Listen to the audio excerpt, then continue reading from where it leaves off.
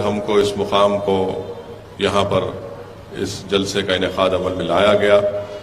मैं आपका बेहद शुक्रगुजार हूँ कि आपने अपना वक्त निकाल कर आज यहाँ पर आया और आपकी मौजूदगी यकीनन हम तमाम के हौसलों को बुलंद रखती है। और जैसा कि अभी जमील खां साहब ने आपसे कहा कि मजलिस इत्तेहादुल मुस्लिमीन राजस्थान की इस सरजमीन पर अपने सियासी सफ़र का आगाज़ कर चुकी है और मुझे यकीन है कि आप तमाम बुजुर्गों की, हमारे माँ और बहनों की, नौजवानों का साथ मिलेगा, आपकी दुआएं मिलेंगी। मेरे अजीज दोस्तों और बुजुर्गों, मैं आपसे सिर्फ यही बताना चाहता हूं कि बरसों से हमारे मुस्लिम अक़लियत के जिम्मेदारों ने, बुजुर्गों ने, आप तमाम ने यहां पर कांग्रेस का साथ दिया।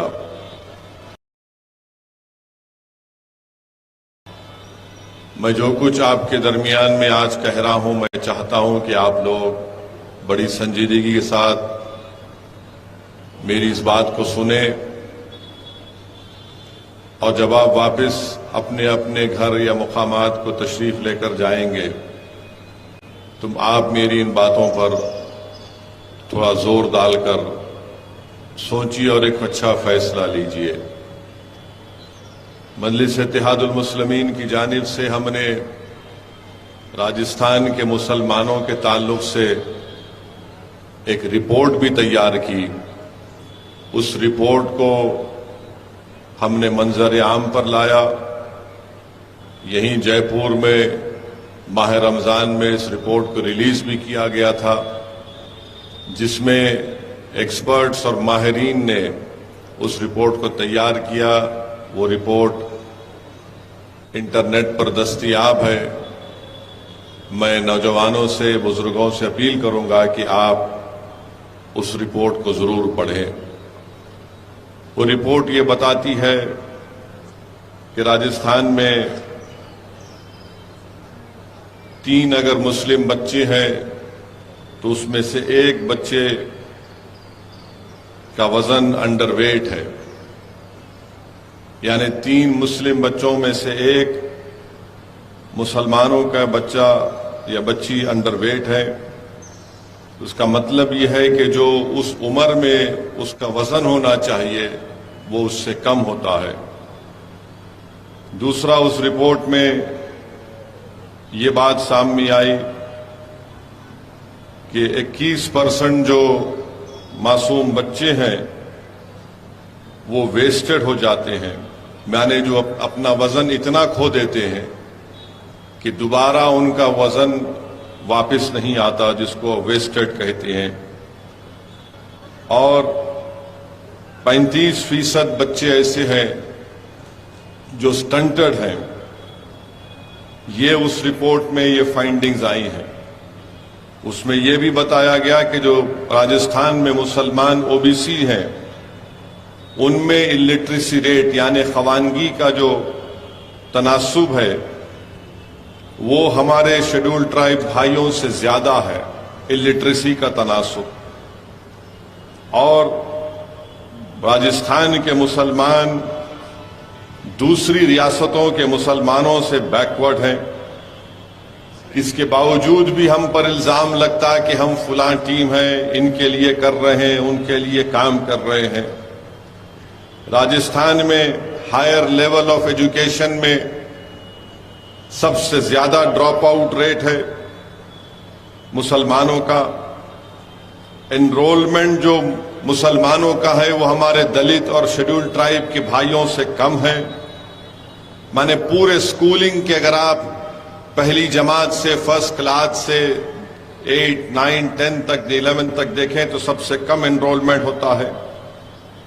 राजस्थान में मुसलमानों की आबादी 9% और हायर एजुकेशन में एनरोलमेंट होता है सिर्फ 2%। ये इस रिपोर्ट में ये बहुत सी बातें सामने आई। मिसाल के तौर पर अगर कोई मुसलमान अपनी बहू को, अपनी वाइफ को या अपनी बेटी को डिलीवरी के लिए अस्पताल लेकर जाता है तो उसको कम से कम 4,300 रुपये खर्चना पड़ता है, जो तमाम दीगर बरादरियों से ज्यादा अखराजात उनको खर्चा करना पड़ता है। उसमें यह भी मालूम हुआ कि राजस्थान में मुसलमानों के 60% बच्चे एनीमिक हैं, यानी जिस्म में उनके खून की कमी है। पूरे मुसलमानों को देखा जाए तो सबसे गरीब मुसलमान है। मेरे अजीज दोस्तों और बुजुर्गों, ये तमाम आदाद व शुमार आपको ये बताती हैं कि आपका बुरा हाल है, और ये इसलिए किया जा रहा है क्योंकि आपके पास, राजस्थान के मुस्लिम अल्पसंख्यक समाज के पास उनकी कोई सियासी लीडरशिप नहीं है।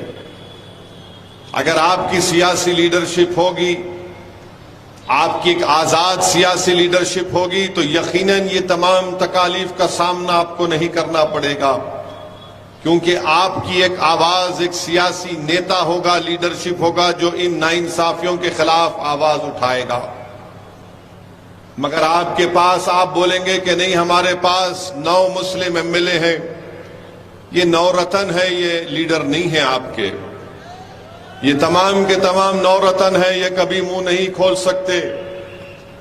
इनकी जबानों पर अशोक गहलोत का ताला लगा हुआ है। जुनैद और नसीर के वाक़े में उनको किडनैप करके हरियाणा ले जाकर जिंदा जला दिया गया। ये 9 रतनों में इतनी हिम्मत नहीं थी कि जुनैद और नसीर के बारे में कुछ बोल सके। जाना तो दूर की बात, मुझे यहां से जमील खान ने फोन किया, इमरान साहब ने कहा कि सर आपको आना पड़ेगा, घाटमीठा जाना है। हमने कहा आएंगे। मैं गया जुनैद और नसीर के गांव को, वहां पर मुलाकात, उनके घर वालों से मुलाकात हुई। मुख्यमंत्री को बार बार याद दिलाना पड़ा अशोक गहलोत साहब को कि आप जाइए। बड़ी मुश्किल से वहां पर पहुंचे। अब जुनैद नसीर के पास आप देखिए कि उसमें भी डिस्क्रिमिनेशन, उसमें भी तासुबियत का मुजाहरा किया गया। कन्हैया लाल की मौत हुई, हम उसकी मजम्मत करते हैं, कंडेम करते हैं। कन्हैया लाल को मारने वाले टेररिस्ट हैं, मैं मानता हूं।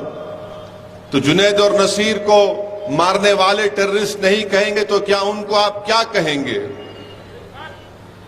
उनको क्या देशभक्त कहेंगे? उनको क्या कहेंगे आप? कन्हैया लाल का कत्ल अगर दहशतगर्दों ने किया तो यकीनन किया है, तो जुनैद और नसीर को मारने वाले भी तो दहशतगर्द हैं। मगर मुख्यमंत्री से पूछा गया कि कन्हैया लाल की मौत पर 50 लाख और जुनैद और नसीर की मौत पर 15 लाख क्यों? तो कहा नहीं, कन्हैया लाल को दहशतगर्दों ने मारा, आतंकवादियों ने मारा। मुझे समझ में नहीं आया अशोक गहलोत साहब, आपके पास आतंकवादी का डेफिनेशन क्या है? इंसान तो इंसान होता है, चाहे वो किसी समुदाय का हो, किसी मजहब का हो, किसी जात का हो, इंसान का कत्ल हुआ है। मगर उस पर भी आप देखते हैं कि कांग्रेस की सरकार ने एक दोहरा रुख अख्तियार किया। मैं राजस्थान के मुसलमानों से पहले भी कहा और आज भी कह रहा हूं कि आपको और हमको सबक हासिल करना चाहिए हमारे गुज्जर भाइयों से,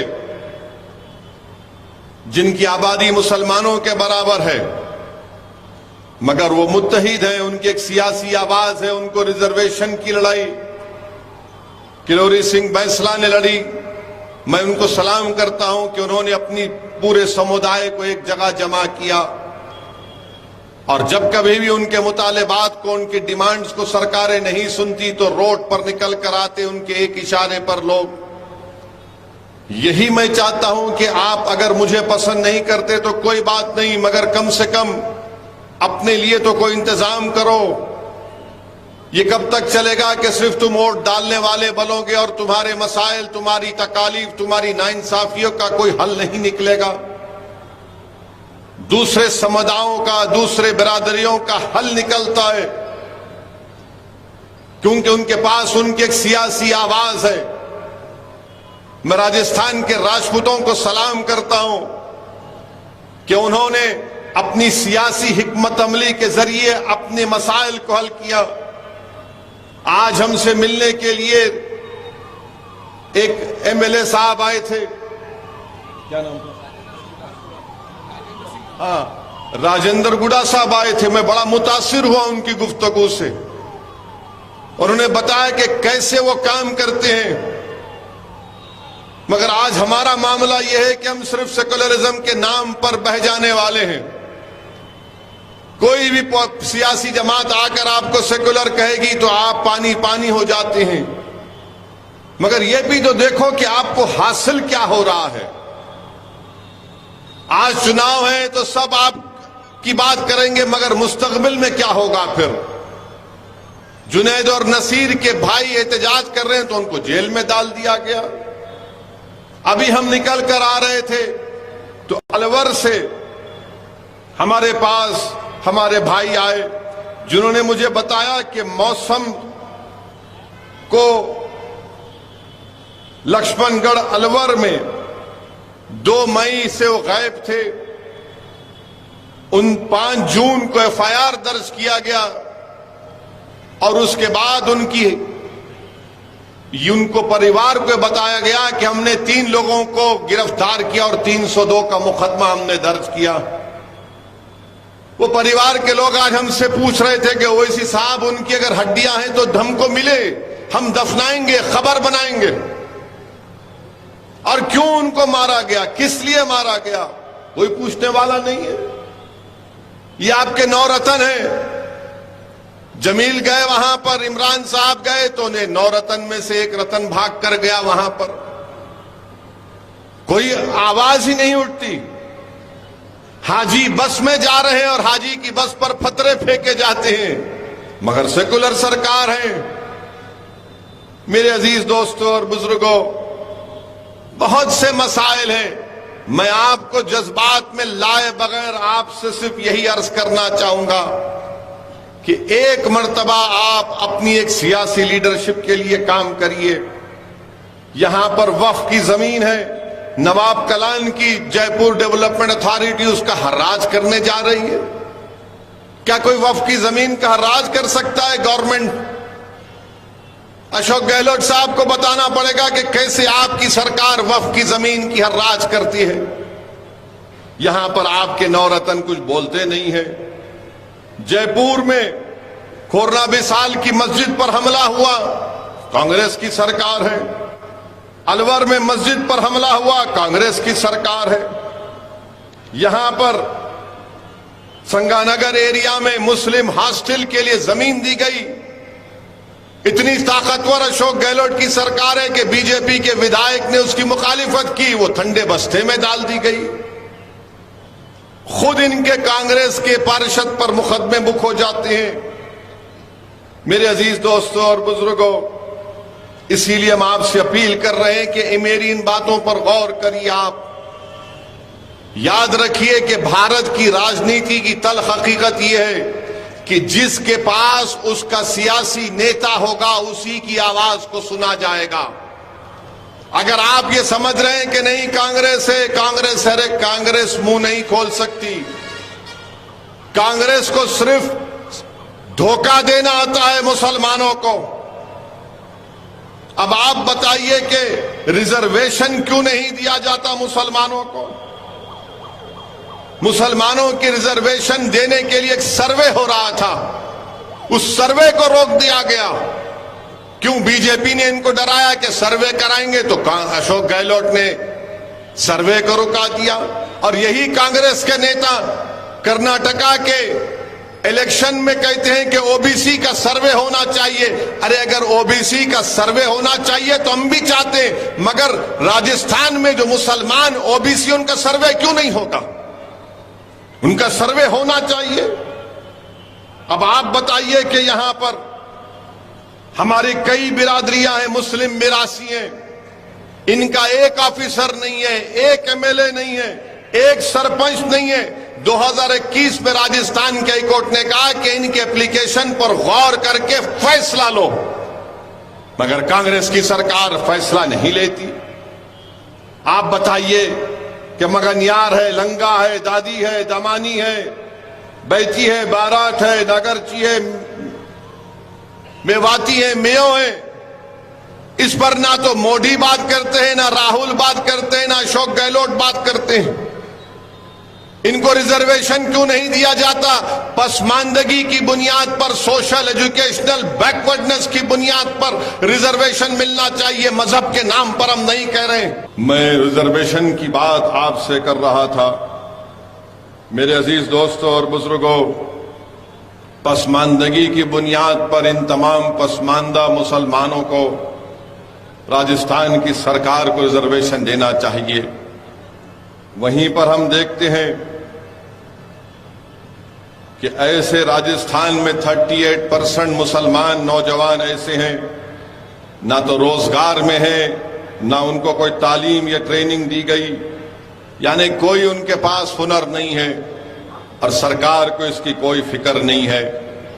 तो इसीलिए मेरे अजीज दोस्तों और बुजुर्गों, मेरी आप तमाम से अदबन गुजारिश है कि आप मजलिस इत्तेहादुल मुस्लिमीन को मजबूत करिए। और मैं आपके बताना जरूरी समझता हूं कि इंशाअल्लाह ताला जब दिसंबर के महीने में असेंबली के इंतखाबात होंगे तो इंशाअल्लाह ताला जयपुर हवा महल विधानसभा से मजलिस इत्तेहादुल मुस्लिमीन जनाब जमील खां को अपना उम्मीदवार बनाकर उतारेगी। मेरी आपसे गुजारिश है कि आप जमील साहब की तायीद करिए और इंशाअल्लाह ताला मैं खुद आऊंगा हवा महल में। उस विधानसभा में आकर जितना हो सके फर्दन फर्दन वहां की आवाम से, जनता से हम मुलाकात करेंगे और मजलिस के पैगाम को आवाम के घर तक पहुंचाएंगे। मगर मेरी तमाम मजलिस के रुफ़ाओं से अपील है कि आप असेंबली इलेक्शन की तैयारी में लग जाइए। और भी बहुत से विधानसभाएं, वहां से भी इंशाअल्लाह ताला अनकरीब में मैंने हमारे इरफान साहब से, इमरान साहब से, जावेद से भी कहा कि सिक्कर में, गामा में, जहां पे भी आप तो बड़ी बड़ी मजलिस की मीटिंग्स करवाइए, मैं वहां पर आऊंगा और फिर इंशाअल्लाह ताला वहां से भी हम अपने कैंडिडेट्स को, उम्मीदवारों को मैदान में उतारेंगे। ये बहुत जरूरी है कि राजस्थान की विधानसभा में आपके वोटों से मुंतखब होकर आपके नुमाइंदे जाएं, आपके एमएलए जाए, ताकि वो आपकी आवाज में हुकूमत वक्त के सामने इन नाइंसाफियों के खिलाफ आपकी तकालीफ का हल तलाश करें। मेरे अजीज दोस्तों और बुजुर्गों, दूसरी बात हमारे देश में ये होती है कि अपोजिशन यूनिटी होना चाहिए, अपोजिशन यूनिटी होना चाहिए।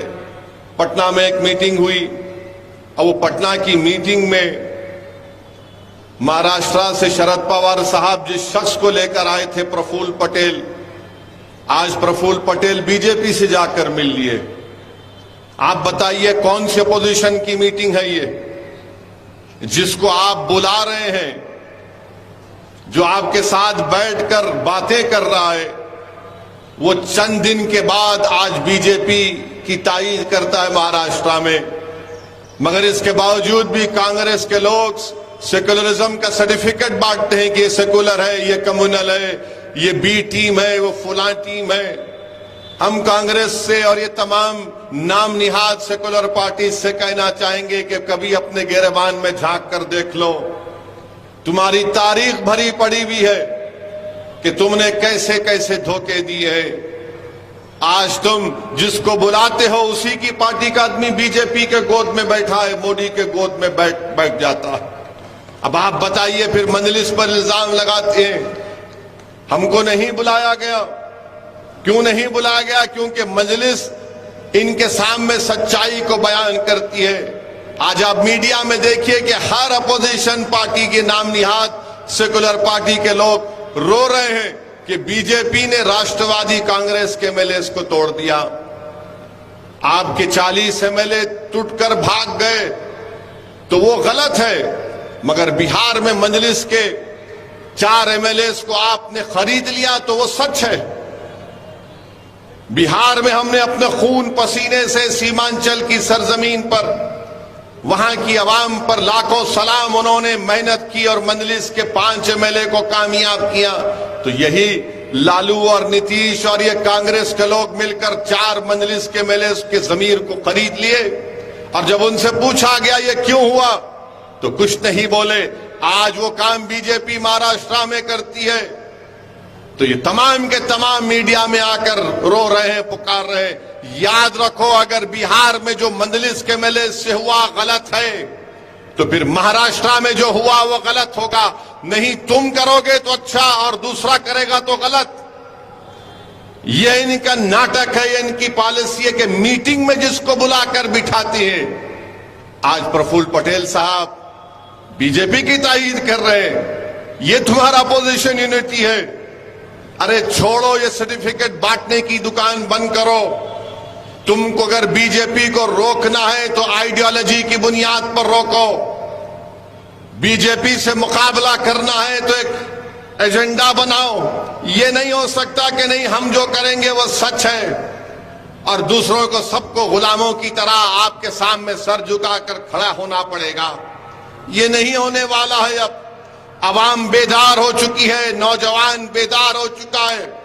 तुम सिर्फ झूठ बोल बोल कर मुस्लिम अकलियत का वोट तो ले लेते हो, मगर उसके बाद तुम बीजेपी को हरा नहीं पाते। मेरे अजीज दोस्तों और बुजुर्गों, इतने वाकयात आपके सामने राजस्थान में हो रहे हैं, मगर बीजेपी के खिलाफ इनको बोलने की हिम्मत नहीं होती है।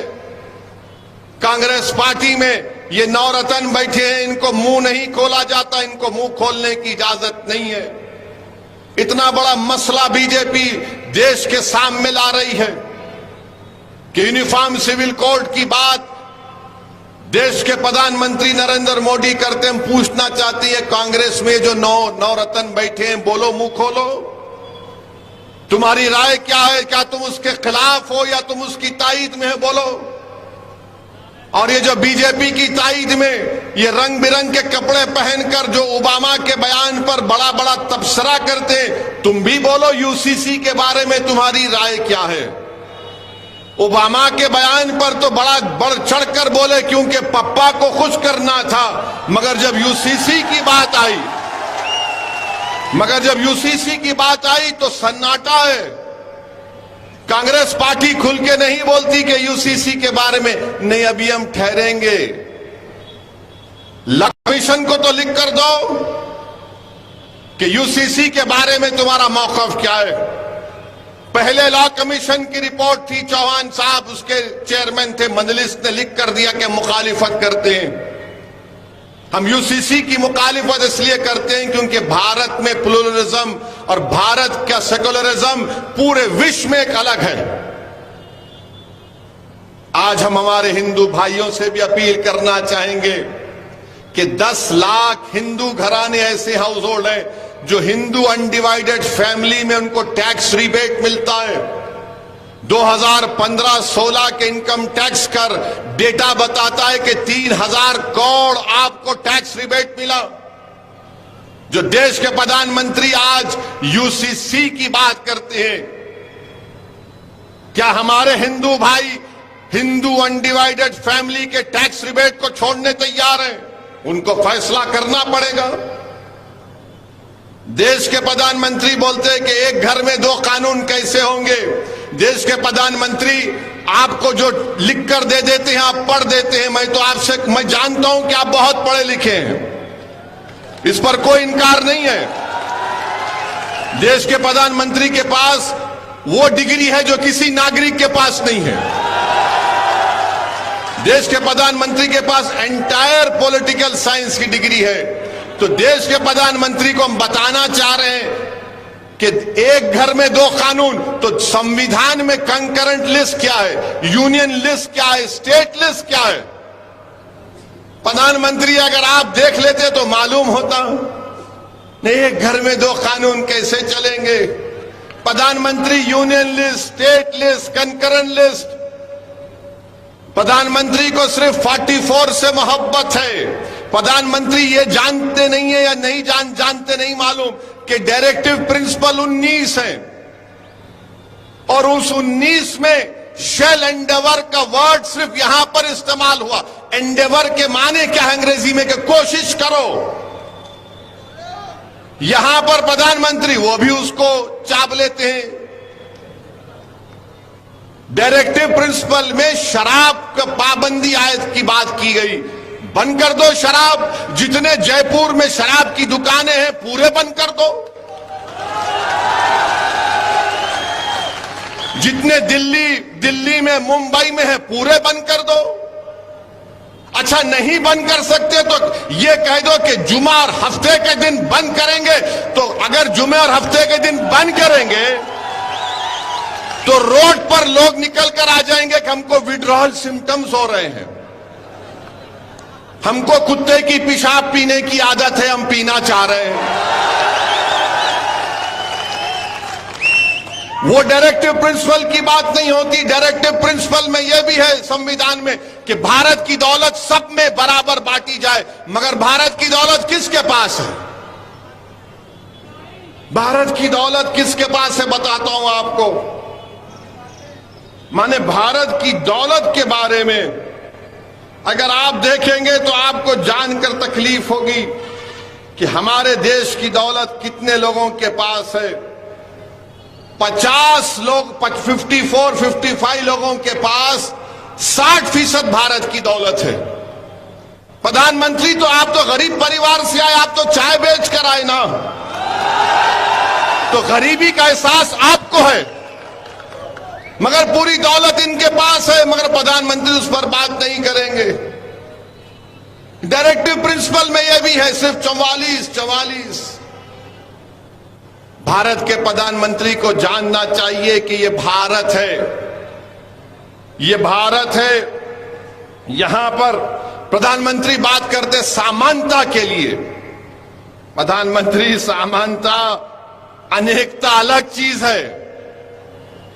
ये देश मुख्तलिफ रंग का है, इसलिए नेहरू ने कहा था कि भारत क्या है, भारत एक रजाई की तरह है। नेहरू ने कहा था जिसमें रंग बिरंग के कपड़े लगे हुए, ये भारत की खूबसूरती है। भारत के प्रधानमंत्री समानता की बात करते हैं। मेरे देश के प्रधानमंत्री को कोई समझाए जाकर के समानता और अनेकता अलग अलग चीज है। भारत के प्रधानमंत्री को समझना चाहिए कि नॉर्थ ईस्ट में संगमा चीफ मिनिस्टर हैं मेघालय के, उन्होंने तनकीद की बीजेपी के साथ हैं कि इस देश में यूनिफॉर्म सिविल कोड लाया जाएगा तो मेघालय, नागालैंड, नॉर्थ ईस्ट में लोग रोड पर निकल कर आ जाएंगे।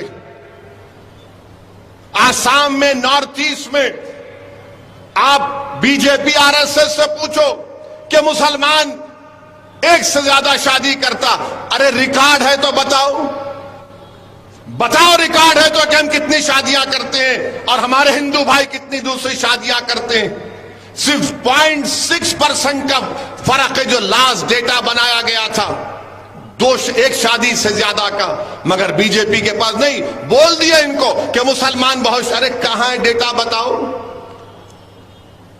नॉर्थ ईस्ट में पॉलीगैमी नहीं, पॉलीएंड्री भी होती है। पॉलीएंड्री का मतलब क्या है कि एक खातून कई मर्दों से शादी करती है। खत्म करेंगे बीजेपी आरएसएस वाले पॉलीएंड्री को।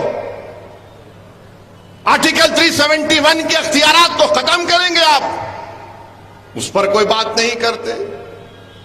भारत के प्रधानमंत्री को जानना चाहिए कि अंग्रेजी का जो वर्ड है, देश अब तक मजबूत रहा क्यों? यूनिटी एंड डाइवर्सिटी के नाम पर। मगर नरेंद्र मोदी देश को 2 मिनट नूडल की तरह चलाना चाहते हैं। 2 मिनट में नूडल बनता ना, खोलो डालो गरम पाक खा लो। देश के प्रधानमंत्री, ये भारत है, 133 करोड़ का देश है, इसको 2 मिनट नूडल की तरह नहीं चला सकते आप। और फिर आप जानते हैं कि ये महाद्वीप है, भारत नहीं है, महाद्वीप है ये। यहां पर आप यूसीसी की बात करते हैं, क्या यह बात सच नहीं है कि जमींदारी अबॉलिशन हो गया मगर हमारे हिंदू बेटियों को एग्रीकल्चर लैंड नहीं दिया जाता, उसका प्रोटेक्शन संविधान के 6 शेड्यूल में डाल दिया गया? निकालेंगे क्या उसको? आप बताइए हमको। भारत के प्रधानमंत्री कहते एक घर में 2 कानून क्यों? तो भारत के प्रधानमंत्री, मैं आपको चैलेंज कर रहा हूं, ये 20 तारीख को जो पार्लियामेंट आ रहा है, आप एक कानून बना दो कि जितने इंडस्ट्रियलिस्ट हैं, चाहे बड़े बड़े हों, वो अगर उनमें बिजनेस का कोई कॉन्फ्लिक्ट होगा, कोई झगड़ा होगा, तो वो अपना झगड़ा भारत के कानून के तहत हल करेंगे, ना कि सिंगापुर में आर्बिट्रेशन को जाएंगे। बड़ी बड़ी कंपनियां जो करोड़ों रुपया का कॉन्ट्रैक्ट करती हैं, अरबों रुपये का, अगर उनमें इख्तलाफ या झगड़ा होता है तो सिंगापुर के आर्बिट्रेशन को मानते, भारत के कानून को नहीं मानते। बताइए प्रधानमंत्री, देशभक्ति कहां चले गई? देशभक्ति कहां चले गई आपकी? आर्बिट्रेशन सिंगापुर का होगा, देश का नहीं हो सकता क्या? आप बैन लगा दीजिए, सिंगापुर का आर्बिट्रेशन नहीं, देश का होगा। आप बताइए मेरे अजीज दोस्तों और बुजुर्गों, यूसीसी क्यों लाना चाहती हैं? यूसीसी क्यों लाना चाहती हैं? और हम जब बात किए हम इसके खिलाफ हैं, तो बीजेपी के चीफ मिनिस्टर बोल दिए ओवैसी जिन्ना की जहनियत का है। मैं उस शख्स को कहना चाह रहा हूं कि तुम में इतनी इंटेलेक्चुअल कैपेसिटी नहीं है, तुम मेरे दिमाग का मुकाबला नहीं कर पाओगे। तुमको बचपने से सिर्फ 3 चीजें डाली गई। क्या डाली गई? दाढ़ी वाला दिखा जिना, या मुगल, या हिजाब, बस। चौथा तुमको आता ही नहीं है। अरे दुनिया को खुलकर देखो, ये तुम्हारे दिमागों पर जो निकाब है ना, निकालो नफरत का। 75 साल की आजादी का अमृत उत्सव मना रहे हैं, मुसलमान दिखते कि जिन्नावादी है, तुम क्या गोडसेवादी हो? हम पूछ रहे हैं, सवालात उठा रहे हैं। यूनिफॉर्म सिविल की सिविल कोड की बात करती है। आप बताइए, क्या एक डायरेक्टिव प्रिंसिपल आर्टिकल 25 और आर्टिकल 29 का फंडामेंटल राइट छीन सकता? नहीं छीन सकता। Right to culture unfettered fundamental right है मेरे लिए। यकीनन मैं मुसलमान हूं और भारत का नागरिक हूं। जिस तरह नरेंद्र मोदी हिंदू है और भारत के नागरिक है, मैं भी मुसलमान हूं और भारत का नागरिक हूं। जिस तरह उनको फख्र है अपने भारतीय होने का, मुझे भी फख्र है। सुनिए सुनिए सुनिए सुनिए, बात आपको सुनना जरूरी है। अगर कोई हमारा हिंदू भाई मंदिर को जाता है तो मैं मस्जिद को जाता हूं। जिस तरह भारत के प्रधानमंत्री जाते हैं, मैं भी मस्जिद को जाता हूं। मुझे अल्लाह ने कहा कि यतीमों का माल मत खाओ, उन पर रहम करो, हम सुनते हैं। मुझे अल्लाह ने कुरान में कहा निकाह करो, मगर एक अगर ज्यादा करना है तो एक से करना अच्छा, इंसाफ करना पड़ेगा, हम मानते हैं। मेरे दीन ने मुझसे कहा, मुझे दीन ने मुझे बताया तो मैं चलता हूं। आपको इतनी तकलीफ क्यों हो रही है उस पर? अगर आपको इख्तियार हासिल है अपने मजहब पर चलने का और आपकी भारत से मोहब्बत पर कोई शक नहीं किया जाता, तो मेरी मोहब्बत पर शक किस बुनियाद पर? किस बुनियाद पर बताइए आप? मगर नहीं, दिमागों में डाल दिया गया। अरे भाई साहब, इस देश की खूबसूरती इसका प्लुरलिज्म है, इसका सेक्युलरिज्म है। अब देश के प्रधानमंत्री, एक घर में 2 कानून, कैसे प्रधानमंत्री? हर रियासत का, स्टेट का सीआरपीसी अलग है। आपको पता है? नहीं मालूम मुझे।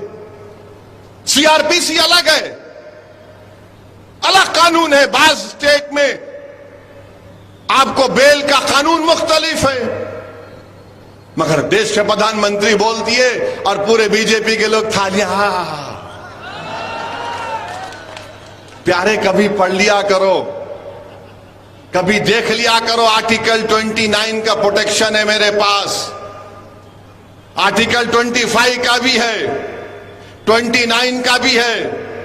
साबिका लॉ कमीशन ने कह दिया कि यूसीसी की ना जरूरत है, मगर आप क्यों लेके आना चाह रहे हैं? क्या वजह है?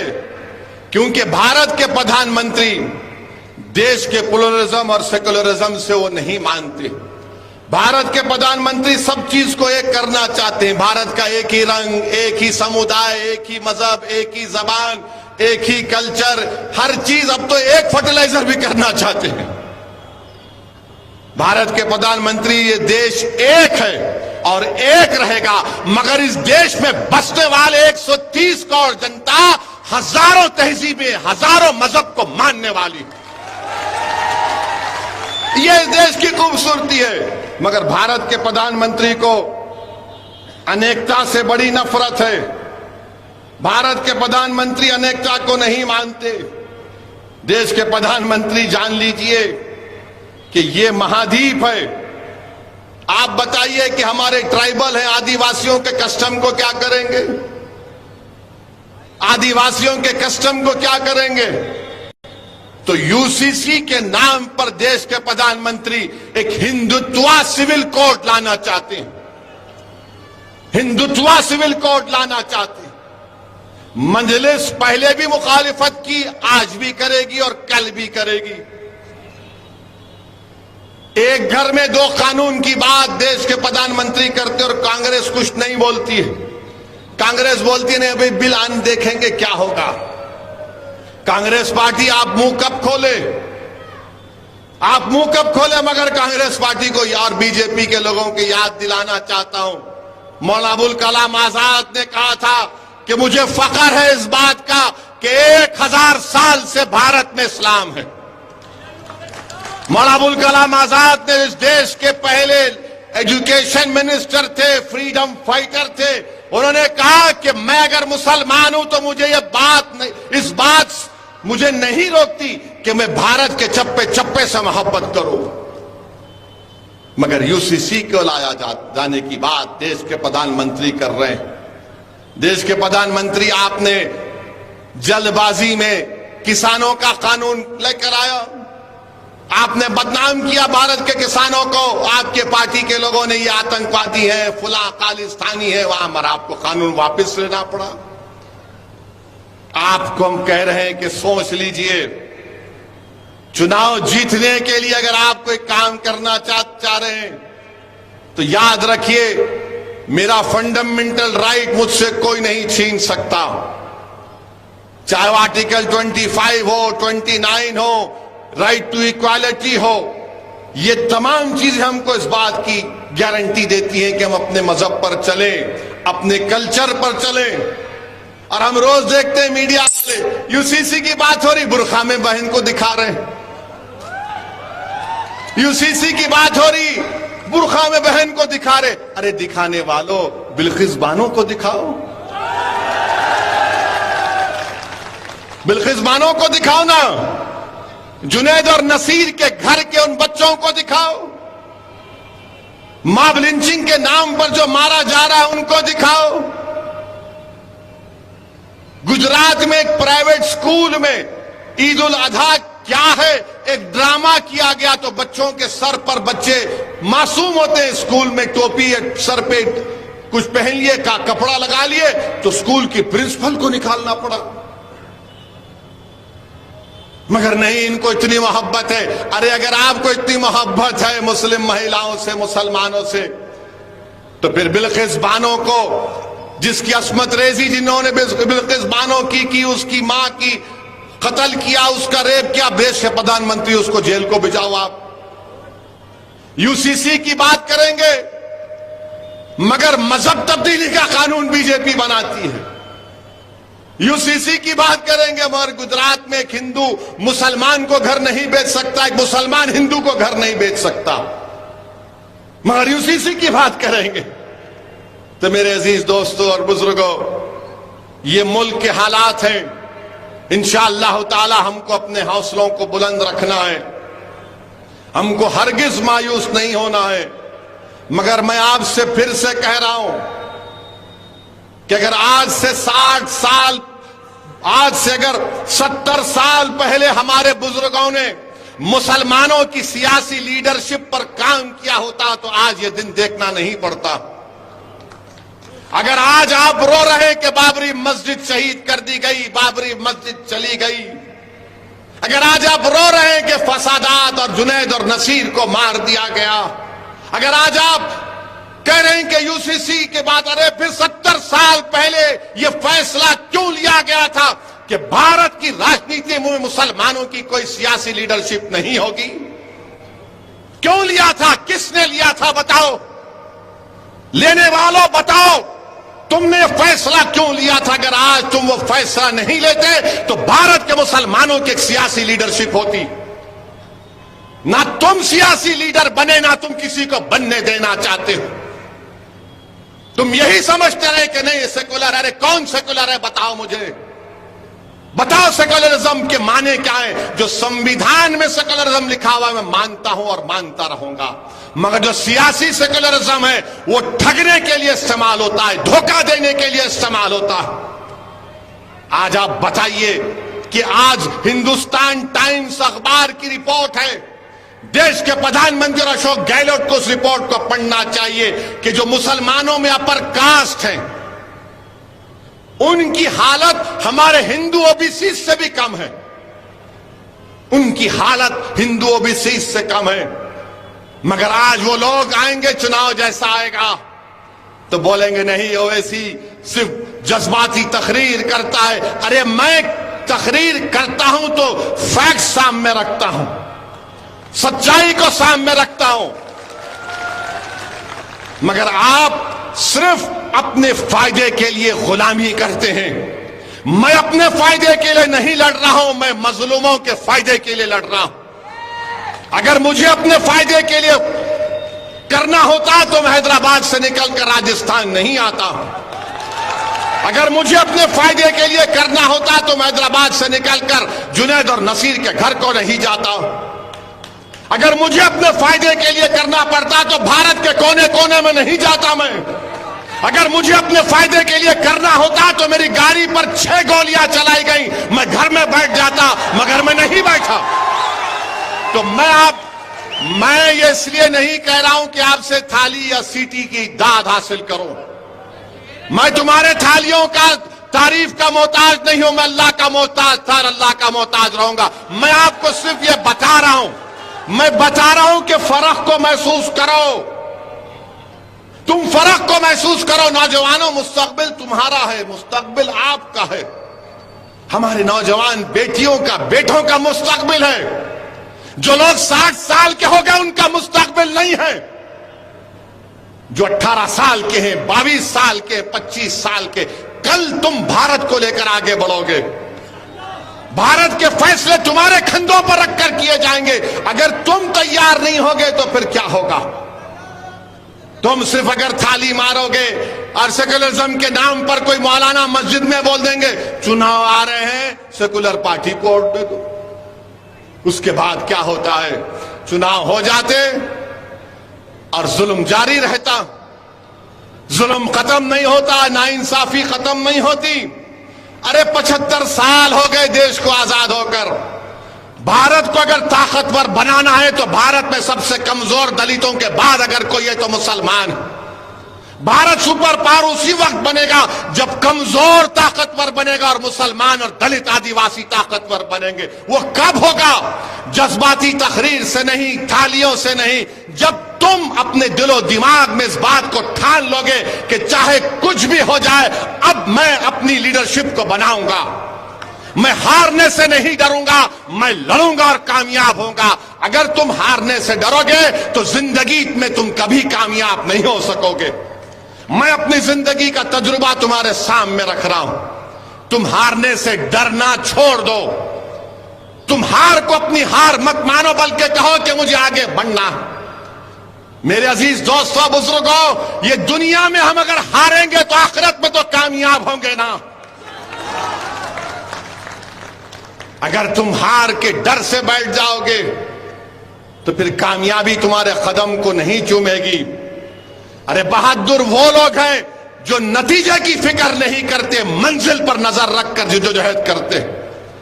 आपको अपनी सियासी लीडरशिप बनाना है। एक मजलिस का जलसा जयपुर में नहीं होने के लिए पूरी अशोक गहलोत की सरकार परेशान हो जाती है। मुझे उसकी फिक्र नहीं है कि जलसा यहां पर हुआ, और भी होंगे, और भी होंगे, मैं आऊंगा। मेरा कोई काम नहीं है सिवाय मजलिस के काम करने के। मेरे अजीज दोस्तों और बुजुर्गों, कांग्रेस के लोग बड़ी बड़ी बातें कर रहे हैं। वो ऐसा ऐलान कर दिए, वो फुला कर दिए। अरे भाई साहब, क्या हमको नजर नहीं आता कि आपके पार्टी में क्या हो रहा है? आपकी पार्टी में कितने लोग तैयार बैठे हैं? आप ही के घर में कितने लोग मौके के इंतजार में हैं? हमसे भी बात करते हैं, हमने कहा अभी रुक जाइए, टाइम पर बताएंगे। मगर मेरे अजीज दोस्तों और बुजुर्गों, यकीनन इस मुल्क में फिरका परस्ती को रोकना है। यकीनन देश के सेकुलरिज्म को, इसकी खूबसूरती को, अनेकता को बरकरार रखना है। मगर ये जिम्मेदारी सिर्फ हम मुसलमानों की नहीं। अगर अशोक गहलोत के बेटे लोकसभा का चुनाव हार गए तो क्या वैसी जिम्मेदार है? मैं जिम्मेदार हूं, थोड़ा बताइए आप। अगर उनके एक साथी नाराज हैं तो क्या मैं जिम्मेदार हूं उसका? मेरे अजीज दोस्तों और बुजुर्गों, डराएंगे आपको बीजेपी का नाम लेकर, आपको डराया जाएगा। ये तमाम बातें कहकर, ओवैसी का नाम लेकर तो डराते ही हैं। मगर आपसे अपील कर रहा हूं कि आप डरिए मत, आप सच्चाई का साथ दीजिए। मैं आपसे अपील कर रहा हूं कि यकीनन बीजेपी को हराएंगे, मगर बीजेपी को हराने का मतलब यह नहीं है कि मैं अपना घर जला दूंगा। बीजेपी को हराएंगे जरूर, मगर इसका यह मतलब नहीं है कि और जुनैद नसीर मारे जाएं। बीजेपी को जरूर हराएंगे, मगर इसका यह मतलब नहीं है कि और एक मौसम के जिस्म के चार चार टुकड़े हो जाएं। अरे कोई तो तुम्हारी आवाज को उठाए, कोई तो तुम्हारी लिए लड़े। अरे 3-4 दीवानों को कामयाब करो। भारत की पार्लियामेंट में 540 एमपी हैं, मजलिस के सिर्फ 2 हैं। मगर जब इन दोनों में से कोई एक खड़ा हो जाता है तो गरीबों को और मजलूमों को लगता है कि अब सुनना पड़ेगा कि 6 मिनट में क्या जलजला आने वाला है। मेरे भाई, ये हम क्यों बोल सकते हैं? क्योंकि आपकी ताईद, आपका इत्तेहाद हमारे साथ है। इसीलिए मेरी आपसे गुजारिश है, बिलखुसूस नौजवानों से गुजारिश है कि आप फैसला करो, अच्छा फैसला लो आप। हम राजस्थान में आए हैं और आते रहेंगे। एक बार जहां पर हम अपना परचम लगाते हैं तो हम उस जगह से पीछे हटने वाले नहीं हैं। और मुझे यकीन है कि राजस्थान की जनता, राजस्थान की आवाम, राजस्थान के गरीब और मजलूम लोग मजलिस के पैगाम को समझते हैं।